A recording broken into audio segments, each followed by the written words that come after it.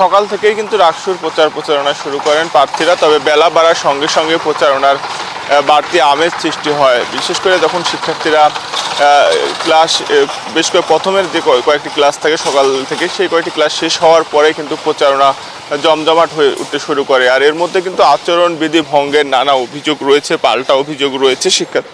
ছাত্র দল, ছাত্র শিবির একে অপরের বিরুদ্ধে পাল্টাপাল্টি অভিযোগ করেছেন। এর পাশাপাশি স্বতন্ত্র প্রার্থীরাও কিন্তু নানা অভিযোগ করছেন। তারা বলছেন যে নির্বাচনের যে লেভেল প্লেইং ফিল্ড সেটি অনেক ক্ষেত্রেই নানাভাবে বিঘ্নিত হচ্ছে। তবে নির্বাচন কমিশনে তারা লিখিত অভিযোগ দিয়েছেন যেন লেভেল প্লেইং ফিল্ড নিশ্চিত করা হয়। এর পাশাপাশি নির্বাচন সঠিক সময়ে হওয়া না হওয়ার একটি শঙ্কাও কিন্তু রয়েছে, কারণ শিক্ষক কর্মকর্তাদের যে আন্দোলনের আলটিমেটাম ছিল সেটি কিন্তু এখনও অব্যাহত রয়েছে।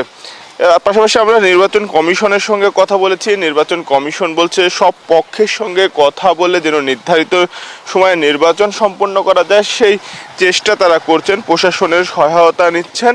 আর এর পাশাপাশি যেন নির্বাচনী যে সুষ্ঠু পরিবেশ সেটি যেন নিশ্চিত থাকে সেই ব্যবস্থাও তারা নিচ্ছেন। কারো বিরুদ্ধে আচরণবিধি ভঙ্গের প্রমাণ পেলে কঠোর ব্যবস্থা নেওয়া হবে বলে কিন্তু জানিয়েছে নির্বাচন কমিশন। আর ভোটারদের সঙ্গেও আমরা কথা বলেছি, ভোটাররাও বলছেন যে তাদেরকে নানা প্রতিশ্রুতি দেওয়া হচ্ছে। যেসব প্রার্থীরা ভোটারদের হয়ে কাজ করবেন, তাদের কণ্ঠস্বর হয়ে কথা বলবেন, এমন প্রার্থীদেরকে তারা নির্বাচিত করবেন। আর সন্ধ্যার পর থেকে ক্যাম্পাস সংলগ্ন আবার বিভিন্ন এলাকায় কিন্তু প্রচারণা চালান প্রার্থীরা, কারণ সেসব এলাকায় অনাবাসিক শিক্ষার্থীরা থাকেন। আর বেশিরভাগ শিক্ষার্থী কিন্তু অনাবাসিক। সেক্ষেত্রে বাস স্ট্যান্ড, আশেপাশের বিনোদপুর, কাজলা যে মেস এলাকাগুলো রয়েছে সেই এলাকায় প্রচারণা চলে। এই ছিল রাজশাহী বিশ্ববিদ্যালয় থেকে রাকসু নির্বাচনের সর্বশেষ খবর।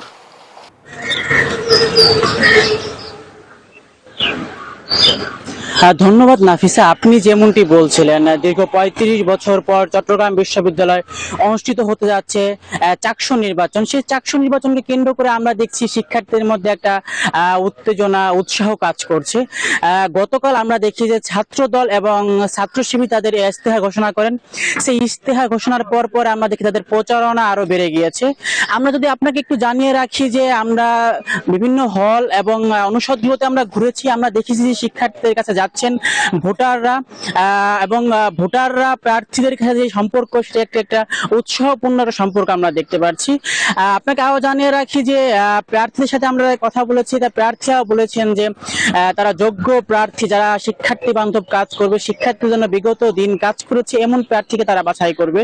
এবং নির্বাচন কমিশন আমাদেরকে জানিয়েছেন যে নির্বাচন সুষ্ঠু করার ক্ষেত্রে সকল ধরনের ব্যবস্থা তারা গ্রহণ করবে। এবং আপনাকে আরও জানিয়ে রাখি যে আজকে কয়েকটা প্যানেল তাদের ইস্তেহার ঘোষণা করবে বলে আমাদেরকে জানিয়েছেন। এবং সকাল থেকে আমরা দেখছি যে শাটল ট্রেন আসছে, ট্রেনে আসার পরই প্রার্থীরা যাচ্ছেন, লিফলেট বিতরণ করছেন, তাদের যে ইস্তেহার সেই ইস্তেহার শিক্ষার্থীদের কাছে পৌঁছে দিচ্ছেন। তারা কি কাজ করবেন শিক্ষার্থীদের জন্য এমনটাও বলছেন। এবং আমরা একটা জিনিস আপনাকে জানিয়ে রাখি, সেটা দেখি আমরা গতকাল ছাত্রদল এবং ছাত্র শিবির পাল্টাপাল্টি নির্বাচন কমিশনে অভিযোগ করেছে কিছু আচরণবিধি লঙ্ঘনের, এবং কমিশন জানিয়েছেন যে এর সুষ্ঠু তদন্ত করে একটা রিপোর্ট জমা দিবে আর কি। এই ছিল চট্টগ্রাম বিশ্ববিদ্যালয় থেকে নাফিসা।